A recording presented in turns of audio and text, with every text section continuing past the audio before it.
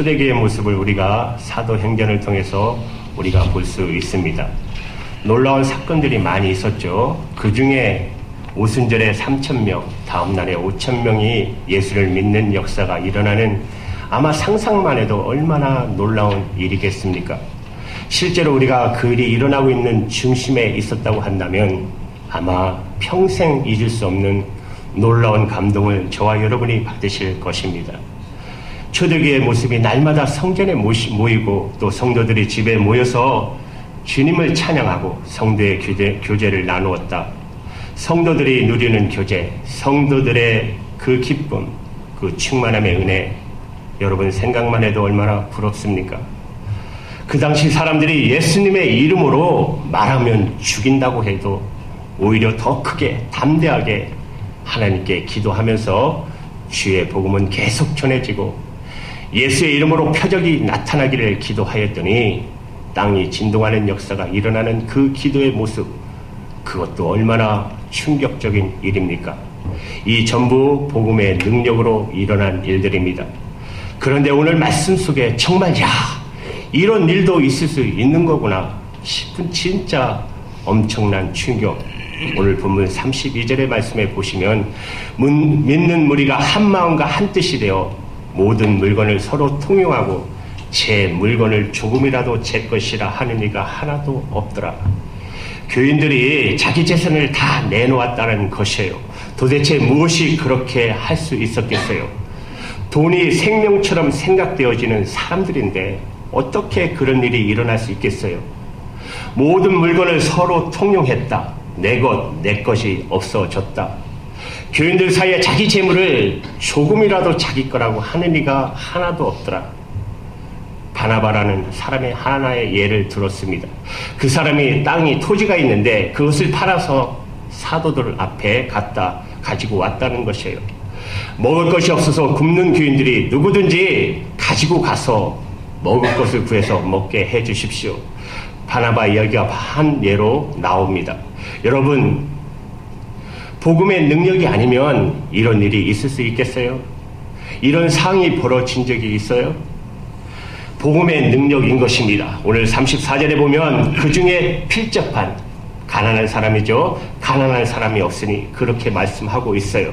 예수 믿는 성도끼리 모였는데 그 중에 누구도 가난한 사람이 없고 굶는 사람이 없었다.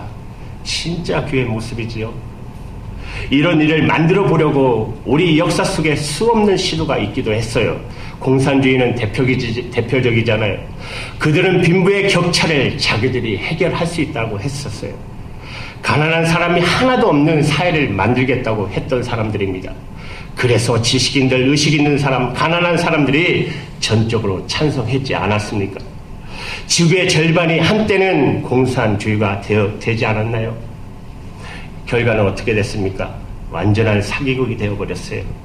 폭력으로 가진 것을 빼앗아다가 전쟁을 통해서 가난한 사람에게 다 나눠주겠다고 했던 그 시도가 얼마나 허구였는지. 공산주의는 완전히 실패했습니다. 여러분, 초대교회는 공산주의와 전혀 다른 것이 아닙니다. 강제적으로 빼앗는 일이 없었습니다. 전부 다 자발적으로 그렇게 했어요. 강제적으로 할 수 있는 것도 아니고, 여러분, 하나님은 그렇게 하시지도 않으세요. 초대교회는 정말 너무나 놀랍죠. 재산이 있는 자들, 자기 재산에 대해서 조금도 욕심이 없었어요. 그것으로 가난한 사람들이 먹을 수 있다면 그들은 너무 기뻤어요. 초대교회의 놀라운 기적입니다. 35절의 말씀 보면 더 놀라운 것은 저희가 각 사람의 필요를 따라 나눠 줌이더라. 부자들만 변한 것이 아닙니다. 재산이 있는 사람들은 은혜 받고 변화된 것이 아니에요. 재산 있는 사람들만. 모든 사람이 다 그렇게 됐는데 먹을 것이 없었던 가난한 사람, 그 사람들은 얼마나 재물에 한이 맺혀 있겠습니까? 그런데 부자들이 땅을 팔아서 가난한 사람들을 다 나눠 먹었으면 좋겠다고 내놓았더니 먹을 게 없어서 굶는 그 교인들이 자기가 필요한 것만 딱 가지고 갔다라는 것이에요. 여러분, 이런 일이 가능가요?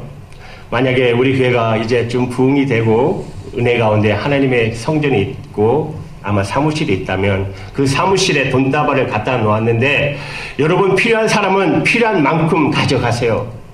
그러면 무슨 일이 벌어질까요? 우리는 10불만 있으면 돼. 그래서 그 돈다발 중에 10불만 가져가고 나는 30불만 있으면 돼. 그래서 딱 30불만 가져가는 이런 사람이 있을까요? 도대체 그 일이 가능할까요? 만약에 부자들이 재산을 팔아서 사도들 앞에 놓았는데 너도 나도 더 가져가겠다고 막 달려들었다면 그 재산을 헌금으로 바친 부자의 마음은 어땠을 것이며 아마 지옥과 같지 않았겠어요? 초대교회는 정말 놀랍죠. 재산이 많고 적은 것은 진짜 중요한 문제가 아닙니다. 모든 사람이 다 욕심으로 사는 게 문제인 것이죠. 그런데 재산이 있는 사람이나 먹을 것이 없어 어려움을 당했던 사람이나 다 똑같이 마음이 어쩌면 그렇게 욕심이 다 없어졌죠. 전에 들은 얘기 있어요. 이 시애틀의 어느 공원에 가면 밤이 그렇게 많이 떨어지는 곳이 있대요. 이상하게도 미국 분들은 전혀 춥지 않더래요. 그래서 어떤 사람이 그것을 보고 자기 아는 사람들에게 연락해서 빨리 와서 밤 주워가라고 그래서 준비한 잔에다가 밤을 쓸어 담았대요. 미국 사람들이 와서 보고는 한참 구경하더랍니다. 한국 사람들이 생각하기에는 완전히 바보죠. 뭐 하나 빨리 그릇 가져와서 담아가지. 한참을 보고 있던 미국 분들이 가까이 오더래요. 그럼 그렇지. 자기들도 가져가려고 그러는 모양이다. 그랬더니 와서 하는 이야기가 이렇게 다 가져가시면 다람쥐는 뭘 먹나요? 다람쥐는 뭘 먹나요? 그렇게 그러더라는 거예요. 여러분, 여기 전에 말씀 들은 적이 있어요. 여기 처음에는 여기 조개잡이도 리밋이 정해져 있지 않았다고는 소리가 있었어요. 근데 왜 그게 정해졌죠? 먹지 못할 망정, 어떻게든 더 많이 캐가는 우리의 본성이 있잖아요. 그건 직성이 풀리잖아요. 더 많이 가져가려는 우리 마음들. 욕심이 모든 사람에게 다 있어요. 초대교회는 그런데 어떻게 그런 일이 일어날 수 있나요? 가진 사람은 자기 것을 아낌없이 내놓고 없고 굶주렸던 사람은 꼭 자기 필요한 것만 가져가는 이런 일이 어떻게 가능했냐 말입니다. 중국이 지금은 많이 그래도 복음이 들어가고 있죠. 중국에. 그러나 지금도 금지되어 있지만 그러나 몇십 년 전만 해도 더 힘들었던 시대가 있었습니다. 중국의 교회에 말할 수 없이 핍박할 때 그 공산당 치하에서 예수 가정교회 바로 지하교회죠. 지하교회가 가수원을 중심으로 해서 거기서 교회 공동체를 꾸리고 살았습니다. 공산당이 나중에 알았어요. 그게 예수 믿는 사람들의 공동체인 것을. 그래서 그 교회를 폐쇄시키려고 군인들을 데리고 공산당 관리가 불시에 그 가수원을 검색하러 들어갔습니다. 그런데 들어갔다가 그 사람들이 다 예수 믿는 사람이라는 건 알았지만 더 충격을 받아요. 그 가수원의 나무마다 가일이 다 탐스럽게 익은 채로 다 달려있더라는 거예요. 이 공산당 관리가 어떻게 이런 일이 가능할 수 있느냐는 것이죠. 사람들이 지키는 것도 아니고 어떻게 가일이 이렇게 다 잘 있도록 그냥 달려있을 수 있느냐는 것이죠. 그 인민 농장에서는 상상할 수 없다는 것이에요. 그렇게 지키고 처벌을 해도 가일이 익을 여지가 없다는 것이에요. 다 몰래 다 따가 버린다는 것이에요. 예수 믿는 사람들의 공동체는 이런가 충격을 받았어요. 그래서 그가 예수 그리스도를 영접하는 계기가 된 사례가 보고되고 있습니다. 오늘 본문 33절에 보면 사도들이 큰 권능으로 주 예수의 부활을 증거하니 무리가 큰 은혜를 받았다 그랬어요. 사랑하는 여러분, 사도들이 권능 있게 복음을 전할 만한 하죠. 왜죠? 삶이 밑받침 되니까. 십자가의 복음으로 사는 그 기적 같은 삶, 사람이 돈에 대한 욕심이 없어졌어요. 그러면 정말 그건 진짜 복음이잖아요. 초대교회 공동체는 진짜 성령 충만한 교회 맞구나. 그들이 정말 서로 사랑한다는 말이 진짜구나. 재산을 내놓고 서로 자기가 필요한 것만 가져가는 것을 보니까 그래서 가난한 사람이 하나도 없어졌어요. 진짜 은혜 받은 거 사실이구나. 성령 충만한 거 진짜였구나. 그러니 복음을 전하는 일이 얼마나 담대하겠어요. 말을 잘하기 때문에 복음의 능력이 있겠어요? 무리들이 큰 은혜를 받았다고 그랬어요. 은혜가 없을 수가 없잖아요. 설교를 기가 막히게 잘해서 은혜 받은 것입니까? 삶이 뒷받침되는 메시지, 이야기니까 은혜가 된 것입니다. 요즘에 전도하기 힘들다고 말들을 많이 해요. 하지만 사람들의 마음이 강팍해서 그런 거 아니잖아요. 사람들의 마음이 강박한 건 역사 이래로 언제나 그랬어요. 십자가의 복음으로 사는 삶이 뒷받침이 안 되고 복음만 전하려니까 어려운 것이죠. 초대교회 복음의 역사는 그렇게 증거된 것입니다. 사람들은 역사 이래로 내내 평안을 원했고 사랑의 공동체를 갈망했어요. 우리도 다 그렇지 않습니까? 그런데 과거에도 실패했고 현재도 실패했습니다. 앞으로도 이루어지지 않을 거라고 믿어지지 않나요? 왜 그렇게 평안을 원하고 그렇게 사랑의 공동체를 갈망했는데도 이루어지지 않을까요? 초대교회를 보면 그래서 우리가 정말 충격을 받는 거 아닙니까? 그렇게 온 인류가 갈망했던 평화와 사랑의 공동체가 어떻게 이렇게 성경 속에 이루어지는 모습으로 나타났냐 이런 말입니다. 어떻게 이게 가능하고 왜 우리는 그렇게 노력하는데도 안 되느냐 말입니다.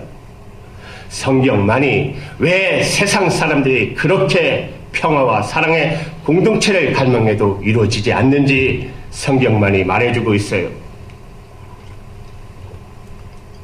이유는 하나님과의 바른 관계가 끊어졌기 때문에, 끊어진 상태에서는, 하나님과의 바른 관계가 끊어진 상태에서는 아무리 평화를 우리가 원하고 사랑의 공동체를 만들어 보려고 해도 불가능한 것입니다.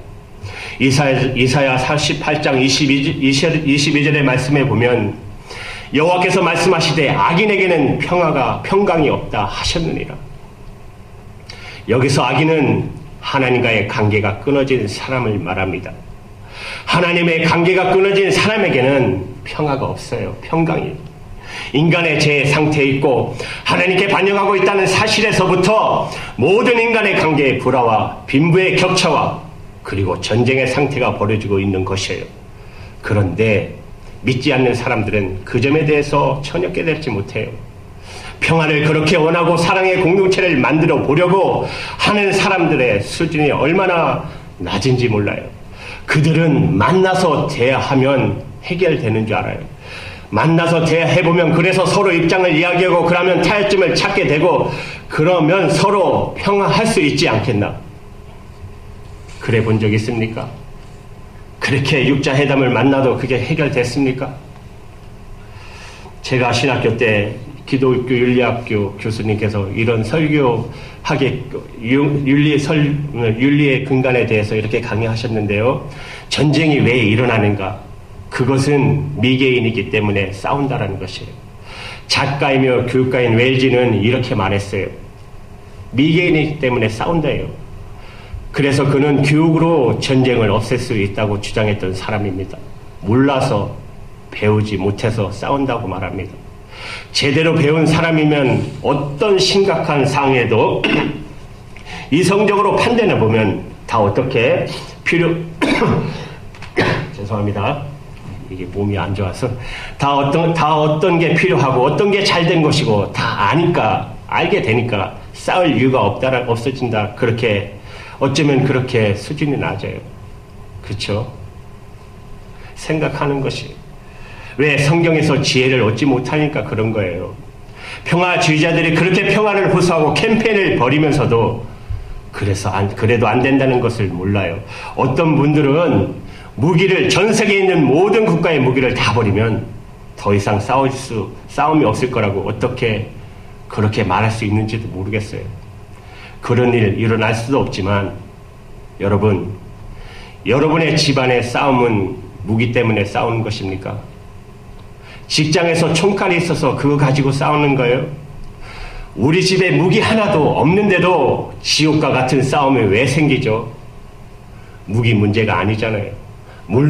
잘 몰라서 서로 욕심을 부리고 싸우고 그러지 않아요. 그거 지식과 관련된 문제 아닙니다. 우리 마음의 중심과 관련이 있어요. 야고보서 4장 1절에 이렇게 말씀하세요. 너희 중에 싸움이 어디로, 다툼이 어디로 쫓아났느냐? 너희 지층에서 싸우는 정욕으로 쫓아난 것이 아니냐? 전쟁은 우리 마음속에 그 뿌리를 가지고 있어요. 지식이 아닙니다.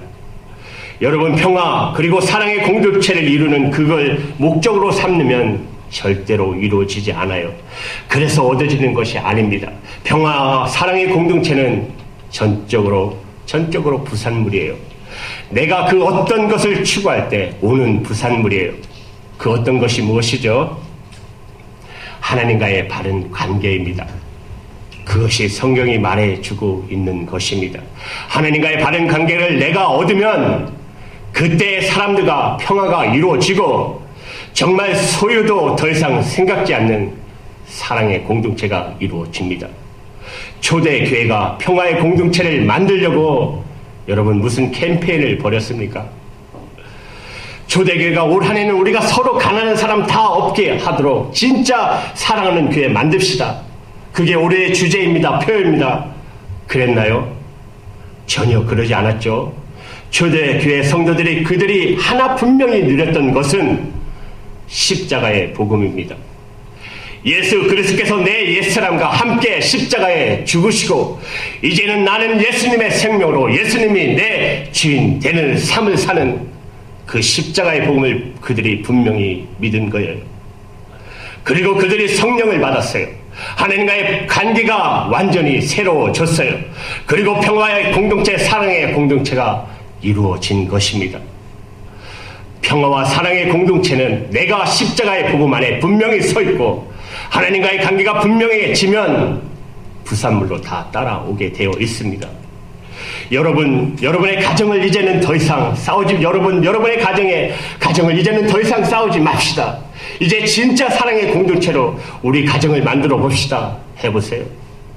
되나? 그렇게 할수록 문제가 생겨요.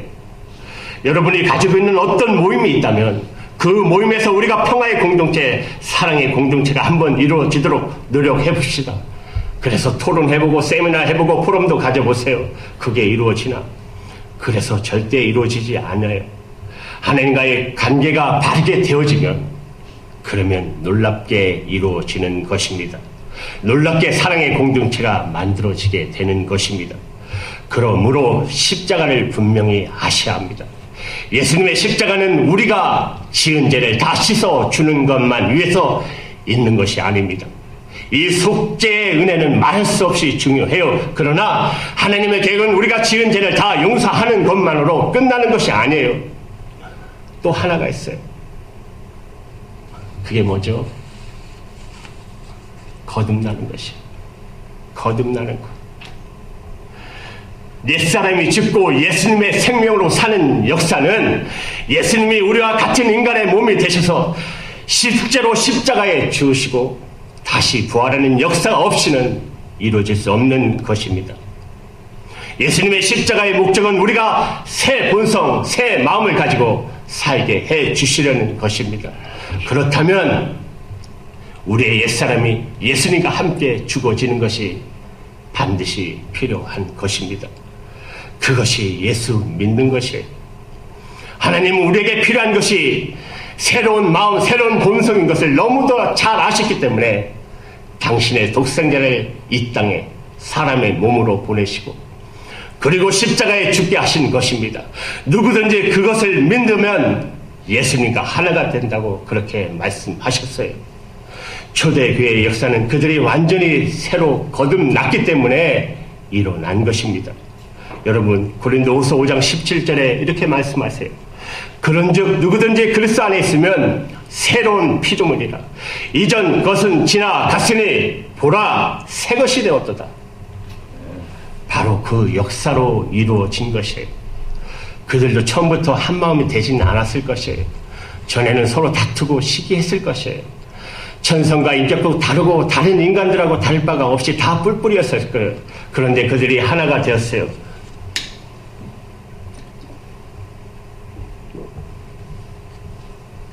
그런데 그들이 하나가 되었어요. 어느 정도로요? 소유 계엄이 없어질 정도로. 내 거다, 내 것이다 하는 이것이 없어질 정도로 그러니 얼마나 놀라운 기적이 일어난 것입니까? 이런 기적은 그들 안에 예수님과 함께 죽고 예수님으로 사는 역사가 일어났기 때문에 가능한 것입니다. 그들이 완전히 새 사람이 되었기 때문에 가능한 것입니다. 십자가의 복음이 이렇게 놀라운 것입니다. 여러분, 예수님을 정말 구주로 영접하고 여러분의 주님이 되시고 나면 우리가 비로소 돈에 대해서, 재물에 대해서 제정신이 돌아와요. 그 말은 여러분, 예수님을 진짜 믿기 전에는 제정신이 아니라는 말입니다. 제정신이 아닐 때는 돈은 끊임없이 가지려고 할 것입니다. 소유가 축복인 줄로 생각합니다. 여러분, 사람이 죄를 짓고 타락한 다음에 사람이 정신을 잃어버렸어요. 여러분, 돈을 소유하려고 하면 할수록 얼마나 그것이 고통인지 아십니까? 그런데도 사람은 왜 자기가 고통스러운지 몰라요. 영이 살아 진짜 축복의 눈이 열리지 않았기 때문에 그래요. 그런데 예수님을 내가 정말 십자가에서 주님을 영접하고 나면 고린도후서 5장 15절 말씀처럼 이 말씀을 우리 같이 읽을까요? 합독할게요. 시작. 제가 모든 사람들을 대신하여 죽으신즉 산자들로 하여금 다시는 저희 자신을 위하여 살지 않고 오직 저희를 대신하여 죽었다가 다시 사신 자를 위하여 살게 하려 하십니다. 아멘. 자기 자신을 위해서 육신을 내어 십자가에 죽으시고 우리의 영혼을 구원하시고 그렇게 행복해 하신 분이십니다. 그리고 우리가 예수님을 믿으면 예수님처럼 그렇게 되어요. 소유할 때는 지옥과 같았는데 베풀어 주면서 그렇게 행복해지는 것입니다. 여러분, 중세시대에 수도원들이 많이 만들어졌어요. 그 중에 하나가 탐심의 죄를 안 지려고 수도원에 들어갔어요. 무수의 삶을 사는 것. 무수의 삶을 사니까 탐심이 어디 있겠어요? 자기의 소유 것이 없는데, 아무것도 없는데 그 마음은 좋은데, 그런데 수도원 생활에 오류가 심각했어요. 탐심의 반대말, 탐심의 죄를 짓지 않으려면 무수의 삶을 살아야 된다는 생각이 정확한 성령의 인도함의 삶이 아니었어요. 그들은 무수요였기 때문에 욕심은 없어졌어요. 그러나 그들은 다른 사람을 위해서 도와줄 수 있는 것도 아무것도 없어요. 탐심의 반대말은 무수요가 아니고 베풀어 주고 나누어 주는 것입니다. 여러분, 정확하게 기억하십시오. 무수요는 탐심의 반대말은 나누어 주는 것입니다. 베풀어 주시는 것입니다. 탐심의 반대말은 나누어 주는 것, 무수요가 아니에요. 하나님께서 우리를 축복하시는 것은 무수요가 되도록 하는 것이 아니에요. 하나님이 기뻐하시는 것은 여러분이 아무것도 없어서 욕심도 없지만 나누어 줄 것도 없는 사람 만드시는 거 아니에요. 하나님이 저와 여러분에게 원하시는 것은 나누어 주는 사람이 되게 하시는 거예요. 어떤 분에게는 기업의 복을 주시고 어떤 분에게는 여러 가지 많은 것으로 채워주시는 이유는 그것으로 나누라는 것이에요. 어려운 일을 도우라는 것이에요. 그게 초대 교회가 누렸던 축복입니다. 진짜 복된 삶은 예수님의 마음을 품고 우리가 가진 것을 필요한 사람들에게 나누어 줄 때 찾아오게 됩니다. 이 눈이 띄는 것이 십자가의 능력입니다. 예수님의 마음을 내 마음 그대로 느껴지는 것, 우리를 위해 당신의 몸을 찢어 십자가에 피 흘려 주시면서 기쁘셨던 그 심정을 그대로 우리에게 주시는 것이에요. 어느 목사님이 크리스찬 투데이에 아주 재미난 글을 올리셨어요. 한번 제가 읽어드릴게요. 잘 들어보세요. 얼마나 재밌는지. 나이 많이 들어 병든 몸이 되어 보았습니까? 자리 보존하고 누워있는 처량한 몸이 되어 보았습니까? 어느 누가 보양식이요, 영양식이요, 깨지기요, 전복주요 하면서 정성을 다해 끓여올 며느리 딸이 있었습니까? 더더욱이 대소변 받아내고 냄새나는 속옷 빨아서 뽀송뽀송한 속옷으로 갈아입히고 이불자리 빨아서 갈아주고 눕혀주고 할 리가 누구였습니까? 꼼꼼히 살펴보면서 늙어도 늙어야 합니다. 시대가 변화도 한참 변했어요. 정신 차리고 노후 대책 안 하고 있다가는 큰일 당합니다. 후회할 때는 이미 늦었습니다. 그러나 자식들이나 며느리는 그 일을 못해도 못들어지게 당신을 비유 맞출 놈이 있습니다. 대소변 갈아주는 것부터 죽 끓여내는 일, 빨래해주고 시간 따라 양 먹여주는 일, 잠자지 않고 대기하고 옆자리 지키는 이가 있습니다. 자식도 하는데도 도대체 어느 누가 그렇게 도와준답니까? 있어요. 한 놈 있어요. 김서방. 돈이라는 놈입니다. 김서방은 별거 다 해줍니다. 종을 부리듯 해도 불평이 없어요. 마른 일, 굳은 일, 더럽고 냄새나는 일, 그놈은 다 해줍니다. 하고도 남습니다. 불평도 없습니다. 마음 편히 부릴 수가 있어서 좋습니다. 김서방 움켜쥐고 놓지 말아야 합니다. 함부로 빌려주지도 말아야 합니다. 김서방 일단 나가면 다시 돌아올 줄 모르는 놈입니다. 기분 좋다고 내주면 안 됩니다. 아양 떤다고 풀어줘도 안 됩니다. 알랑거려도 김서방만큼은 놓치면 안 되는 놈입니다. 어디든 찾지 못하는 것에 꽁꽁 숨겨 놓으십시오. 김서방 있는 척도 마십시오. 누가 김서방 안 부묻거든 모른다 하십시오. 놓으면 끝이고 풀어주면 끝입니다. 그러나 김서방도 풀어주고 놓아줄 때가 있습니다. 인생의 종착점이 멀지 않았구나 느껴질 때 좋은 곳 찾아가라고 김서방 풀어줘야 됩니다. 유리광고 불쌍한 인생들이 모여 사는 곳에, 돈 없어서 공부 못하는 젊은이들이 있는 곳에, 가부와 고아들이 모여 사는 곳에 김서방 가게 해 주십시오. 세상에 있을 때는 김서방처럼 좋은 것 없어 보이지만 김서방 붙잡고 하나님 앞에 가는 것은 하입니다. 그러므로 종착역이 가까워 죽거나 내려야 할 시간이 가까웠구나 그 시점에서 그놈 하차시켜야 합니다. 자식들에게 대물림하는 우를 범하지 말아야 합니다. 이것이 가장 큰 실수입니다. 좋은 자식 못된 놈 만들고 추악한 놈 만들고 게으르고 교만한 자식 만드는 실수입니다. 돌이킬 수 없는 실수요 또 범죄입니다. 정말 진짜 재밌게 읽었어요. 그래, 돈을 끝까지 붙잡아야 되는구나. 그런데 내 인생의 종착역이 언제인지 사람이 계산할 수 없다라는 것이에요. 그렇죠? 여러분 종착역 계산하세요? 이 목사님 말씀처럼 움켜졌다가도 이제 인생의 종착역 전에는 다 풀어져야 되는데 그게 언제인가 그런 때인지를 모른다는 것이에요. 돈에 대해서 미련이 있으면 다 때를 놓쳐요. 놀라운 것은 예수님이 진짜 내 주님이 되시면 그러면 종착역 생각할 것도 없어요. 예수님이 돈보다 더 좋아지게 되면 그러면 굳이 이런 고민 갈등할 거 없어요. 진짜 축복을 누리며 살게 되니까 말입니다. 여러분 이렇게 오늘 예배 드리러 오셨는데 아니 예배하러 나오실 때 여러분 마음속으로 솔직하게 대답해보세요. 교회 오실 때 주기에 오십니까? 아니면 받기에 나오십니까? 교회 오실 때 내가 주어야지 이런 마음으로 오셨나요? 받아야지 그런 마음으로 오셨나요? 여러분 또 삶의 자리에서 직장이나 비즈니스 자리에 갈 때 사람들에게 베풀어 주려고 가십니까? 사람들로부터 가심받고 대접받으러 가십니까? 여러분이 일하고 집에 가실 때 가족들 섬기려고 가십니까? 가족들로부터 섬김 받으려는 마음을 가지고 가십니까? 여러분들 마음에 계속해서 받으려고 하고 그리고 섬김을 받으려고 하고 관심을 받으려고 하는 마음을 가지고 있다면 저와 여러분은 정말 힘든 삶을 살고 있는 것입니다. 왜냐하면 이 세상에 여러분에게 관심 가져주자 한 사람 없어요. 여러분이 원하는 것 여러분에게 줄 수 있는 사람 한 사람도 없어요. 그러니 얼마나 힘들겠어요.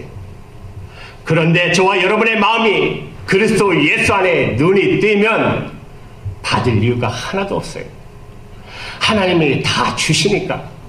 독생자까지 주셨어요. 성령으로 우리 안에 오신 주님, 예수님의 마음은 그냥 우리에게 주시는 거예요. 우리도 주는 거예요. 그래서 주님의 마음으로 이제부터는 주려고 사는 것입니다. 교회에 와도 누구에게 뭘 줄까? 삶의 자리에서도 어떻게 하면 내가 사랑과 관심과 재물을 나눠줄까? 이렇게 사시기 바랍니다.